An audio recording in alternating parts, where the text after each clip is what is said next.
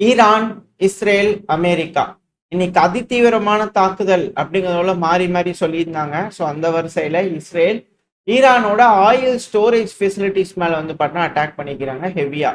So அங்கே இருக்கக்கூடிய storage points இருக்கும் இல்லையா, ஸோ அதில் ஹெவியா ஏர் ஸ்ட்ரைக் பண்ணியிருக்கிறதுனால ஒரு 4, 5, 6, 7 கிட்ட வந்து பார்த்தீங்கன்னா டேமேஜ் ஆகும்போது அதிகமான தீ விபத்துகள் வந்து பார்த்தீங்கன்னா நடந்திருக்கு. ஸோ இதுதான் மிக பெரும் தாக்குதலா என்ற கேள்வி எடுத்தா பாக்குறதுக்கு வந்து பாத்தீங்கன்னா அப்படியே புகை அதிகமா வரும். வெடி விபத்துகள் இந்த ஆயில் ஸ்டோரேஜ்ல அடிச்சாலே எந்த அளவுக்கு வரும். இதெல்லாம் பிஆர் ஸ்டண்ட். இந்த உக்ரைன் வார்ல நம்ம பார்ப்போம். உக்ரைன் வந்து பாத்தீங்கன்னா ஆயில் சேமிச்சு வைக்கக்கூடிய கிடங்கு மேல அடிச்சாங்கன்னா அது ஆயில், அது மேல கொண்டு போய் குண்டை போட்டோம்னா கண்டிப்பா பெருசா வெடிக்கத்தான் செய்யும். ஸோ அது போல ஒரு வெடி விபத்து அப்படியே வான வேடிக்கை காட்டுறதுக்காக பிஆர் ஸ்டண்ட் பயப்படுத்துறதுக்காக இது போல செய்யறாங்களா அப்படின்ட்டு கேள்வி. எது எப்படியான ஈரான் வந்து பாத்தீங்கன்னா இஸ்ரேலுக்குள்ள அப்படியே கிளஸ்டர்டு வார்ஹெட்ஸ் வந்து பண்ண அனுப்பியிருக்கிறாங்க. கண்டிப்பா சேதங்கள் பெருமளவுல இருக்கும் அப்படிங்கிற மாற்றுக்கிறது. ஏன்னா ஹெவியா சென்சார்ஷிப் இருக்கிறதுனால அதுக்கான விஷயங்கள் இல்லை. ஆக்சுவலா இது போல பாம்பர் மிசைல்கள் போகுது அப்படின்னா 80 மிசைல்களை பிரிஞ்சு வார்ஹெட்டா பிரிஞ்சு போய் தாக்குதல் பண்ணும்போது ஹெவியான இழப்புகள் ஏற்படும். இதுல என்ன ஒரு வேடிக்கைன்னா அதை கூட விட்டுருங்க. 36 ராக்கெட் வந்து பாத்தீங்கன்னா ஹிஸ்புல்லா தரப்பு ஏவி விட்டுருக்காங்க. அதாவது ஆக்குப்பைடு டெரிட்டரி அப்படிங்கிற சொல்லுவாங்க. பாலஸ்தீன் பகுதியை ஆக்குப்பை பண்ணிக்கிறாங்கன்னு ஹிஸ்புல்லா இந்த மேற்கு இல்லாதவங்க ஆதரவு இல்லாதவங்க பார்த்தீங்கன்னா ஆக்குப்பைடுன்னு சொல்லுவாங்க. இதே மேற்குக்கு ஆதரவா இருக்கிறவங்க அது இஸ்ரேல் அப்படிங்கிற சொல்லுவாங்க. இது எப்படியோ இப்போ அங்கே வந்து பார்த்தீங்கன்னா இந்த பகுதிகளில் வடக்கு பகுதிகளில் லான்ச் பண்ணி ஏவி இருந்துக்கிறாங்க. அது அப்படியே ஹைஃபா வரைக்கும் வந்து பண்ண டிராவல் பண்ணியிருக்கு ஹிஸ்புல்லாவோட rockets coordinated strike. So Iran ட்ரோன்கள் மிசைல்கள் ஏவுவாங்க, அதுக்கு ஏற்ப ஹிஸ்புல்லாவும் ஏவுவாங்க. ஸோ அப்படி இஸ்ரேலுக்குள்ள வரும்போது எல்லாம் ஒன்னா வரும்போது ஹெவியான இம்பாக்டா ஏற்படுத்தலாம் அப்படிங்கிறது போல இதுல இவங்க லான்ச் பண்ணக்கூடிய அந்த மிசைல் மட்டும் 2 இம்பாக்ட் ஹைஃபால வந்து பாத்தீங்கன்னா அட்டாக் பண்ணிருக்கு. இது கிளியரா அவுட்டர் இஸ்ரேலுக்கு வெளியிருந்து பார்க்கும்போது நம்மளுக்கு தெரியுது அங்க இம்பாக்ட் ஆயிருக்கு, வெடி விபத்து நடந்திருக்குன்னு. பட் ஆனா எந்த மாதிரியான வெடி விபத்துகள் டேமேஜஸ் ஆயிருக்கு அப்படிங்கிறது தெரியல. பட் ஆனா இழப்புகள் ஏற்பட்டுக்கிட்டு இருக்கு அப்படிங்கிறது மட்டும் புரிஞ்சுக்க முடியுது. இஸ்ரேலுக்குள்ள என்னதான் சென்சார்ஷிப் பண்ணாலும் இது போல விஷயங்கள் வெளியே வந்துருது. சைனா இஸ்ரேலுக்குள்ள விஷயங்கள் காட்டலனாலும் மற்றபடி மிடில் ஈஸ்ட்ல இருக்கக்கூடிய மற்ற நாடுகள்லாம் காமிச்சுக்கிட்டு தான் இருக்கிறாங்க மீடியாக்கள் பொறுத்து. இதுல என்ன ஒரு பெரும் பிரச்சனை ஆகிப்போச்சு அப்படின்னா இஸ்ரேல் ஒரு கட்டத்துக்கு மேல டீசாலினேஷன் அப்படிங்கிற பிளான்ட் இருக்கும். அது கடல் தனியா குடி தனியா மாற்றக்கூடிய டெக்னாலஜி இருக்கு இல்லையா, ஸோ அதை யூஸ் பண்ணி தான் பெருமளவில் தண்ணிகளை உபயோகப்படுத்திக்கிட்டு இருக்காங்க அப்படிங்கிறத நம்ம பார்த்துட்டு இருக்கோம் இந்த மிடில் ஈஸ்ட்டை பொறுத்த வரைக்கும். ஆனால் இப்போ ஈரானோட ஃபாரின் மினிஸ்டரான அப்பாஸ் அக்ராச்சி அவர்கள் எங்களோட அந்த டீசாலினேஷன் பிளான்ட் மேல கஷேம் பகுதியில் வந்து பாத்தீங்கன்னா அட்டாக் பண்ணிட்டீங்க, இது ஒரு கிரிமினல் மூவ், இது மோசமான கான்சிக்வன்சஸை கொடுக்கும் அப்படிங்கும்போது அவங்க தரப்பு வார்ன் பண்ணிக்கிறாங்க.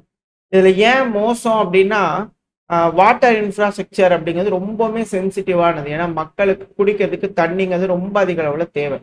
ஸோ அதை டார்கெட் பண்ணி அடிக்கிறது அப்படிங்கிறது மோசம் தான்.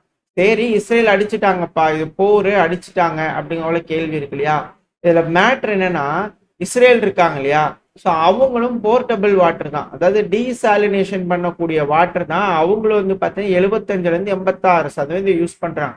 அவங்க மக்களுக்கும் அது போல ஒரு இன்ஃப்ராஸ்ட்ரக்சர்ல இருந்து தான் தண்ணி வருது. இதுல இது கூட பரவாயில்ல, டோட்டல் அதுல இருந்தா டோட்டல் சப்ளை வந்து பண்ணா 90% வந்து பண்ண அவங்க எடுத்துட்டு இருக்காங்க. இதுல மெடிட்ரேனியன் பிளான்ஸ்ல வந்து பாத்தீங்கன்னா 5 மேஜரான ப்ரொடியூஸ் பண்ணக்கூடிய பிளான்ஸ் இருக்கு. 600லேருந்து 700 மில்லியன் கியூபிக் மீட்டர் வந்து பாத்தீங்கன்னா ஒரு வருஷத்துக்கு ஜென்ரேட் பண்ணக்கூடிய பிளான்ஸ். அது மேலலாம் ஈரான் அட்டாக் பண்ணாங்கன்னா இஸ்ரேல் நாளைக்கு நிலகுலைஞ்சு போயிடுவாங்க. இப்ப அதை விட்டுருங்க, கல்ஃப் நாடுகள் இதை விட இன்னும் அதிகமா டிபெண்ட் இருக்காங்க. சவுதி அரேபியால 70% குடிக்கிற தண்ணி வந்து பாத்தீங்கன்னா இது போல டீசாலினேஷன்ல தான் வருது.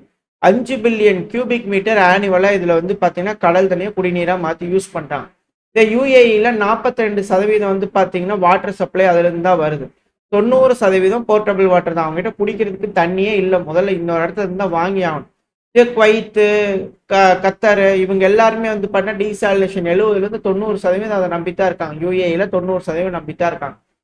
இதுல ஈரான் வந்து பாத்தீங்கன்னா ரஃபா 120 மில்லியன் கியூபிக் மீட்டர் அளவுக்கான வாட்டர் டீசாலினேஷன் வாட்டரை நம்பி இருக்காங்க ஒரு வருஷத்துக்கு. இப்ப அது மேல வந்து பாத்தீங்கன்னா அட்டாக் பண்ணிக்கிறாங்க. அது எப்படி சொல்லலாம்னா ஒரு 2 ப்ராவின்ஸ்க்கு வேணுங்கிற தண்ணி தான் வந்து பாத்தீங்கன்னா ஈரானுக்கு தேவை. அதை மட்டும் அவங்க அடிச்சிருக்காங்க. அதுக்கு இழப்புகள் கம்மி தான் ஈரானை பொறுத்த வரைக்கும்.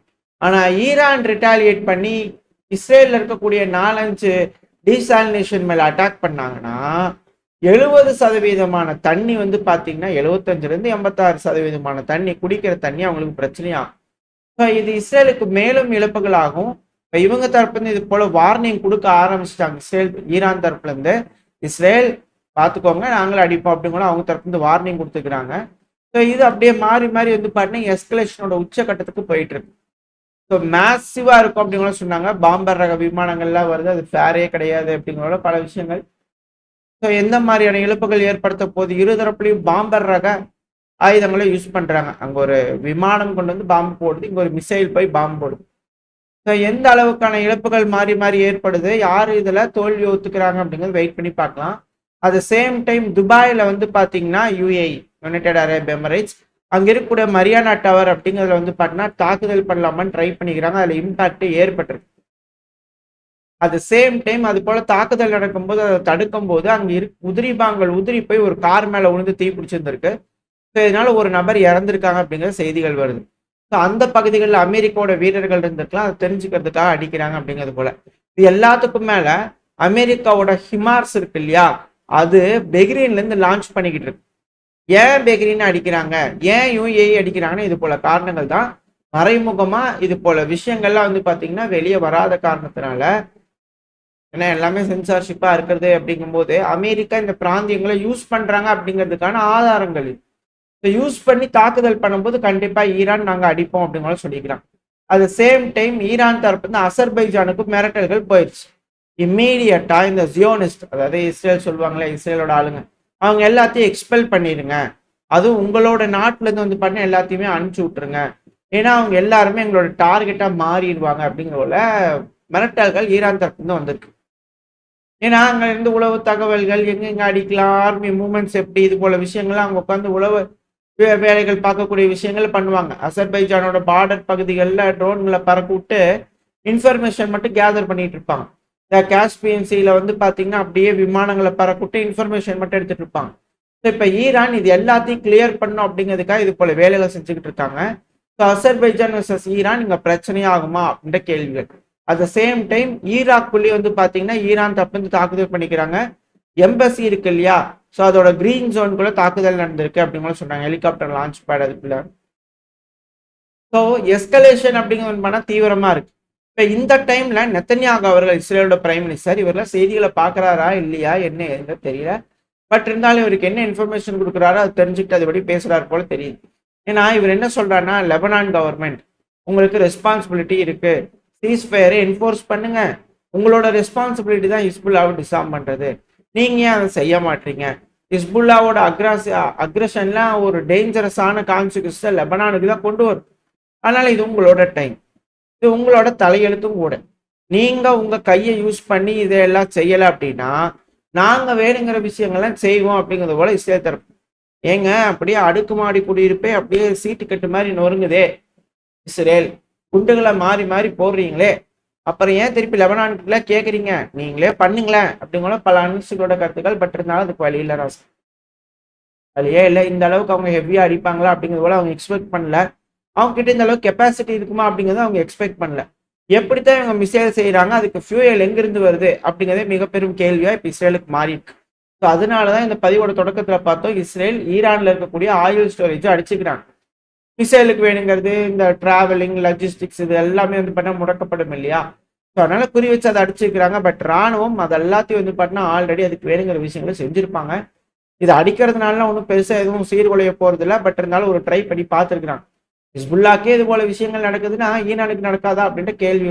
எது எப்படியோ அது மட்டும் இல்லாம government facility, nuclear infrastructure, command center, military base, weapon factories, missile depots, நூற்றுக்கணக்கான பெலிஸ்டிக் மிசைல் லான்ச்சர்ஸை ஈரான்ல நாங்க போட்டு தள்ளிட்டோம். அதனால ஈரான் மக்களே, உங்களை நாங்க பிரிக்கணும்னு நாங்க நினைக்கல, உங்களை விடுதலையாக்கணும் வைக்கணும்னு தான் நாங்க நினைக்கிறோம். அதனால இதுதான் உங்களுக்கு சான்ஸ். ஈரான் மக்களே, உங்களோட எதிர்காலம் உங்க கையில, வீதிக்கு வாங்க, ஆட்சி மாற்றம் பண்ணுங்க அப்படின்னு கேட்டுக்கிறாங்க. அதாவது 12 நாடுகளை ஈரான் வந்து அட்டாக் பண்ணிட்டாங்க, கொஞ்சம் பாருங்க, எங்களோட நில்லுங்க அப்படிங்கிற பெஞ்சமின் நெத்தன்யாஹு அவர்கள் பேசிக்கிறாரு ஈரானோட மக்கள் கிட்ட. இவர் ஈரான்ல நடக்கக்கூடிய விஷயங்களா பாக்குறாரா என்னன்னு தெரியல. ஏன்னா லஜ்ஜானி அவர்கள் பேசியிருக்காரு, நம்ம அதை அடுத்தடுத்து வருவோம். தொடர்ந்து மக்கள் வந்து பாத்தீங்கன்னா வீதியில ஈரானுக்கு ஆதரவா வந்து பண்ண ப்ரோ ரெஜிம் ப்ரொடெஸ்ட் பண்ணிக்கிட்டு இருக்காங்க. இப்படி இருக்கக்கூடிய நபர்கள் ஆட்சியை வந்து கவிழ்ப்பாங்களா அப்படின்ற கேள்விகள் இருக்கு. இன்னுமா நீங்க இதெல்லாம் நம்பிட்டு இருக்கிறீங்க அப்படிங்கிறது போல. பட் இருந்தாலும் இஸ்ரேலோட பிரசிடென்டான இசாக் ஹெக்ராக்ஸ் அவர்கள் இருக்கார் இல்லையா, அவர்கிட்ட ட்ரம்ப் அவர்கள் பொழுதன்னைக்கு கேட்டுக்கிட்டே இருக்காரு. இதை மீடியாக்கள் வந்து கேட்டுக்கிறாங்க. ஏங்க இந்த நெத்தன்யாகு அவர்களுக்கு கொஞ்சம் பார்த்து மன்னிப்பு கொடுத்துடலாம்லங்க அப்படிங்களும் கேட்டுக்கிறாங்க. ஆக்சுவலா என்னன்னா, ஒரு ஊழல் வழக்குல இருக்கிறாரு, கோர்ட்டுக்கு வானா வரமாட்டேங்கிறாரு. தயவு செஞ்சு அதை அப்பவே முடிச்சிருந்தீங்கன்னா இந்த அளவுக்கு போர் ஆயிருக்குமான்றது ஒரு கேள்வி. இவங்க வந்து பாத்தீங்கன்னா இஸ்ரேல் தரப்புல இருந்து அந்த கேஸுக்கு வா, கோர்ட்டுக்கு வா, நெத்தன்யாகு அவர்களை கூப்பிட கூப்பிட பக்கத்துல இருக்கக்கூடிய எல்லா நாடுகளையும் அடிக்கிறாருங்களே அப்படிங்கிற ஒரு கேள்வி இருக்கு. பட் இருந்தாலும் அது உண்மையா பொய்யா அப்படிங்கிறத அவங்களது அங்க இஸ்ரேலுக்கு தான் வெளிச்சம். பட் இருந்தாலும் அவங்க நான் சீரியஸா இதை பார்த்துட்டு தாங்க இருக்கேன். எங்களுக்குமே வந்து பாத்தீங்கன்னா ப்ரெஷரா தான் இருக்கு, எல்லா பக்கத்துலயும் பிரச்சனையா இருக்கும். பட் ஆனா இது இப்போதைக்கு பேசணுமா அப்படிங்கிறது கொஞ்சம் வெயிட் பண்ணி பார்க்கலாம். ஆனா மன்னிப்பு கொடுக்கறது டேபிள் மேல ஒரு ஆப்ஷனா இருக்குது. அது சட்டப்படி நியாயமும் கூட தான். பட் ஆனா பார்ப்போம் அப்படிங்கிறது போல அவர் தப்புன்னு சொல்லிக்கிறார். பெஞ்சமின் நெத்தன்யாகு அவர்கள் இங்க ஒரு குற்றவாளி அப்படின்னு இஸ்ரேல் தரப்புல யோசிக்கிறாங்க. அங்க ஆளுகின்ற ட்ரம்ப் அரசாங்கம் ட்ரம்ப் அவர்கள் வந்து பாத்தீங்கன்னா அதிபர், அவர் ஒரு குற்றவாளி அப்படின்னு தீர்ப்பே கொடுத்துக்கிறாங்க. இது போல குற்றவாளிகள் அப்படிங்கிற லிஸ்ட் இருக்கிறவங்கள டாப் லிஸ்ட்ல வந்தாங்கன்னா அப்புறம் உலகம்ன்றது போர்ல தான் இருக்கும் அப்படிங்கிற பல அனலிஸ்டோட கருத்துக்கள் இருந்தாலும், இதெல்லாம் வந்து பாத்தீங்கன்னா கான்ஸ்பிரசி தேரி அப்படிங்கிறது போலையும் பல தரப்பு இந்த கருத்துக்கள் இருக்கு. ஏன்னா பாவ மன்னிப்பு வேணும், பெஞ்சமின் நெத்தன்யாகு அவர்கள் ரொம்ப நல்லவர், அரசியல் காழ்ப்புணர்ச்சினால இது போல கேஸை போட்டாங்க அப்படிங்கிறது போலையும் சில விஷயங்கள் வந்துகிட்டு இருக்கு. வெயிட் பண்ணி பார்ப்போம், காலம் பதில் சொல்லும். என்ன மாதிரியான லீடர்ஸ்க்கு என்ன மாதிரியான எதிர்காலம் இருக்கு அப்படிங்கிறத பார்த்துக்கலாம். ஓரளவுக்கான தகவல்கள் இந்த பையில பார்த்துருப்போம்னு நினைக்கிறேன். இதோட இந்த பையன் நான் முடிச்சுக்கலாம். இந்த பதிவு எப்படி உங்களுக்கு பிடிச்சிருக்கா, பிடிச்சுனா லைக் பண்ணி உங்க ஃப்ரெண்ட்ஸ் நம்மளை ஷேர் பண்ணிக்கோங்க. அது கூட மறக்காம நம்ம சேனலை சப்ஸ்கிரைப் பண்ணலாம், மறக்காம சப்ஸ்கிரைப் பண்ணிக்கோங்க. சேனலுங்க செந்தில் டிஃபென்ஸ், செந்தில் டிகோட்ஸ், ரெண்டு சேனலுக்கு போய் உங்களோட அன்பு ஆதரவும் எப்போ இருக்குன்னு நம்பிக்கை இந்த பையனா முடிச்சுக்கலாம். இந்த பதிவு நல்லா இருக்கும்னு நம்பிக்கை. அடுத்த பையன் உங்க சந்திக்கலாம். Stay safe, by.